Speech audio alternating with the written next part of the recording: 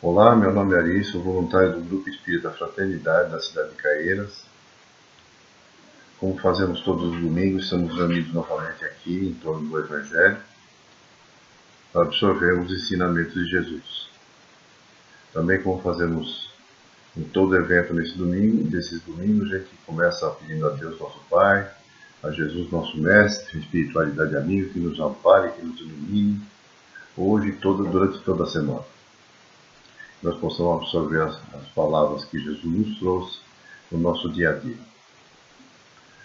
A lição de hoje está no livro Palavras de Vida Eterna, 123, no Pão Espiritual. E lá ele traz um trecho de João, capítulo 21, de 15 a 17. Jesus disse a Pedro, disse-lhe a terceira vez, Pedro, amas-me? E Pedro entristeceu-se por ter sido a terceira vez que Jesus perguntava se ele o amava. E disse, Senhor, tu sabes que eu te amo. E Jesus disse-lhe então apacenta as minhas ovelhas. Na recomendação a Pedro, Jesus não pede nada de fantástico, fantasioso, fabuloso. Não pede que as ovelhas cantem, em vez de balir. Não pede que ele transforme o pelo das ovelhas em ouro, que o curral seja um palácio e nem que elas voem. O que ele pede? Pede que sejam alimentadas do pão espiritual para que produzam para o bem geral, dentro dos princípios que ele havia ensinado e demonstrado. E ainda sem fugir ao trabalho e à necessidade de evolução, que é comum a todos. Sem desvios e sem contaminação do alimento espiritual oferecido. E assim chamados a nutrir o pensamento alheio, ele, Jesus, conta com o nosso esforço para que essa refeição espiritual que a gente vem servir seja distribuída a todos, mas que as nossas atitudes e as nossas palavras sejam puras, que embasem essa palavra que ele vai, essa refeição espiritual que ele vai fornecer. E lá no livro do Antes que o Galo Cante, do Richard Simonetti, também tem um trecho que chama Apacentar as Ovelhas. Lá de João que ele fala, apacenta as minhas ovelhas. E ele diz, e tem razão, que não foi dirigido apenas a Simão Pedro, mas todos os seus discípulos, daquela época e de hoje. Jesus naquela época tinha plena consciência do carinho que aqueles companheiros de jornada lhe devotavam. Mas ele sabia que na jornada de divulgação do Evangelho ela iria enfrentar problemas, dificuldades, lutas, perseguições e as tentativas de corromper os seus ensinamentos. Então, para que tivessem sucesso, foi e é necessário, fundamentalmente, o amor pela causa. Somente assim existe ânimo para perseverar. Ao insistir com Simão Pedro, Jesus passava essa mensagem a toda a comunidade cristã, testemunhada por João. O amor por ele deveria derramar-se no trabalho que lhes competia naquela época e que nos compete hoje. Apacentar as ovelhas seria transmitir as suas lições pelo exemplo e de amorosa dedicação ao bem. No que fazemos de melhor em qualquer setor de atividade, tem sempre esse componente básico, o amor. A melhor dona de casa, o melhor chefe de família, o melhor funcionário, o melhor empresário, o melhor atleta, é aquele que se dedica com coração às suas funções, não por obrigação, dever ou interesse, mas simplesmente porque ele ama aquilo que ele faz. E assim é no serviço de voluntariado, não só na casa espírita, mas em todo e qualquer lugar. No serviço de voluntariado, na casa espírita, serviço de voluntariado, nos cursos doutrinários, nas reuniões mediúnicas, é possível, distinguir, a gente consegue distinguir claramente aqueles que participam com o objetivo de receber benefícios apenas e aqueles que o fazem por amor. Aqueles que visam benefício só são inconstantes, faltam muito, se afastam. Primeira dificuldade, ou divergência, né? Ou o primeiro problema particular. Com esses não se pode contar. Né? Aqueles que fazem por amor empenham-se, desenvolvem as tarefas de forma adequada, aprimoram aquelas tarefas, doam-se, têm dedicação e carinho pelo serviço. Né? E aí o Simonetti conta que no SEAC, né, Centro Espírita Amor e Caridade, em Bauru, diz que ele fala que tem muitos departamentos, né, envolvendo evangelização, envolvendo mocidade, envolvendo creche, biblioteca, livraria. É um centro enorme, Clube do Livro, tem um albergue, tem triagem das pessoas que migram para a cidade, uma casa de passagem, núcleo e periferia, orientação à gestante, assistência hospitalar. Tem vários e diversos trabalhos diversificados, mas só que eles têm um ponto em comum. Que eles foram montados e são sustentados por aqueles que amam o que fazem. É lógico que eles estão dentro da doutrina espírita, mas eles montam dentro da doutrina, né, balizados pela doutrina, né, e sustentam aquele trabalho, né, porque eles gostam do trabalho que fazem. Ele conta também no livro uma história interessante, né, a esse respeito, que envolve uma mãe de família. Né. Ela era cozinheira de mão cheia, fazia quitutes de dar água na boca, seus bolos eram uma tentação, um verdadeiro manjar. E ela falava que o seu segredo estava numa caixa metálica. Ali tinha um ingrediente mágico que a sua mãe lhe dera. Né? Dava sabor especial a qualquer alimento que ela preparasse, qualquer coisa. Só que ela não deixava ninguém pegar na caixa. Seu conteúdo era volátil. Né?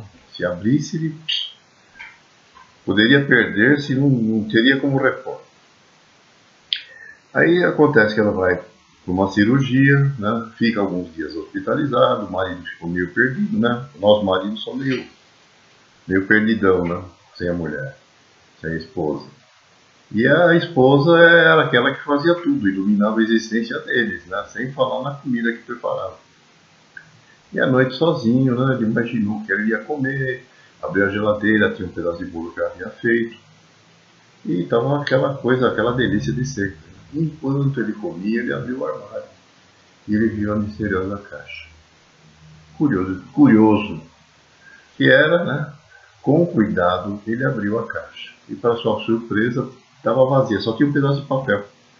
Ele abriu, era um bilhete da sua sogra para a filha, a mulher dele, a esposa.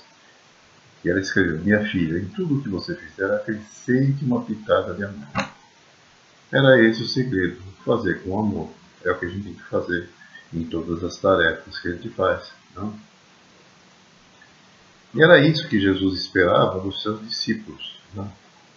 Amor ao trabalho, amor ao que fazemos, amor ao ideal, espontâneo, entranhado dentro de nós. Esse amor também pode nascer, né? Também. Quando a gente aprende a gostar daquilo que a gente faz, ainda que a gente seja convocado a fazer algo que a gente não nos agrade muito. Né? No Evangelho segundo o Espiritismo, Allan Kardec, ele evidencia que a doutrina espírita é a retomada dos ensinamentos de Jesus. É o Consolador prometido. É o Espírito da Verdade que nos traz lições e esclarecimentos que não tinham condições de se revelar há 2000 anos atrás. Né? E aí, se o Espiritismo é bom para nós, né? Esclarecendo sobre a vida, nos conduzindo de uma forma que a gente tenha mais paciência, tenha mais esperança, né? Consiga suportar melhor as dores, vai ser bom também para aqueles que nos rodeiam, não é? Mas é importante que a gente se disponha à sua divulgação. E para ser eficiente nessa divulgação, Esse caminho Jesus já havia preconizado. É preciso o amor pelo Espiritismo, né? E nos envolvamos com seus princípios vivenciando, né? Praticando o nosso dia a dia. A base da doutrina espírita é o nosso comportamento.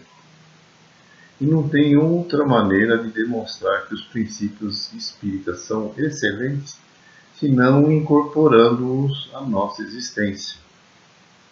Que a gente seja sensato, que a gente seja honesto, que a gente seja respeitoso, que a gente seja íntegro, né? E que as pessoas olhem para nós e digam: o Espiritismo deve ser alguma coisa boa, né? Para forjar uma pessoa que nem aquele lá que não era um traste e agora está uma pureza de sentimento, como a gente, né? Então ele tem que ser, o pessoal começa a ver pelas nossas atitudes que o Espiritismo é alguma coisa boa, né? E essa vivência na doutrina espírita implica também no empenho de apacentar as ovelhas, como ensina Jesus. O que seria apacentar? Seria cuidar, tratar, alimentar, né? E quem são as ovelhas? As ovelhas não são apenas os irmãos de fé, como se diz, né? Somente os cristãos ou os irmãos do centro espírita, né? Os batizados na crença, porque muita gente acha que para você conhecer Jesus você tem que ser batizado, né? na religião cristã. E aqueles que estão fora, né? da doutrina cristã, que não conhecem Cristo? São apenas criaturas, né? como dizem, né? Existem nós e as criaturas que são de fora. E se a gente considerar que no todo o planeta só tem 30% de habitantes que são cristãos, nas várias denominações que existem, né? Que acreditam em Jesus, os outros 70% estão à margem da paternidade de Deus, né? E não são merecedoras das suas graças. E como, segundo essas doutrinas, somente por Jesus se chega ao céu. 2/3 da humanidade. E não tem acesso, jamais terão acesso. Tem outras religiões, tem outras crenças, porque sequer o conhecem, não são merecedores do céu. Isso a gente sabe o que é, chama-se discriminação. E isso é inconcebível em qualquer cristão, seja qualquer denominação e seja qualquer condição do outro. Tá? A doutrina espírita, ela oferece a gente uma visão mais racional e lógica. Todos somos filhos de Deus. Seja qual for a nossa raça, a nossa nacionalidade ou crença. Jesus não é exclusividade de alguns e não é o pastor de algumas ovelhas. Ele é o pastor de todas as ovelhas. Nós vemos dizendo que Jesus é o governador do nosso planeta, condutor através do progresso do nosso aperfeiçoamento. E aí a gente fica com aquela ideia, então, o católico, o evangélico, né? O espírita, o umbandista, o budista, o muçulmano, o judeu, o hinduísta, o shintoísta ou o próprio ateu, somos todos filhos de Deus, orientados pelo mesmo Cristo. Mesmo os que não conhecem ou não o aceitam como guia, pertencem ao seu rebanho. Então, assim, seja qual for a nossa nacionalidade ou crença, permanecemos todos sob a proteção de Jesus. O que o Mestre espera de nós, que já o conhecemos, é que estejamos dispostos a colaborar na sua tarefa. E quando chegar na nossa hora, quando a gente retornar à vida espiritual, a avaliação básica como cristão será essa: quantas ovelhas nós apacentamos, quanto amor nós ofertamos ao semelhante no esforço do bem. essa será a questão que nos será inquirida, tá bom? Muito obrigado a todos, um bom domingo e uma boa semana.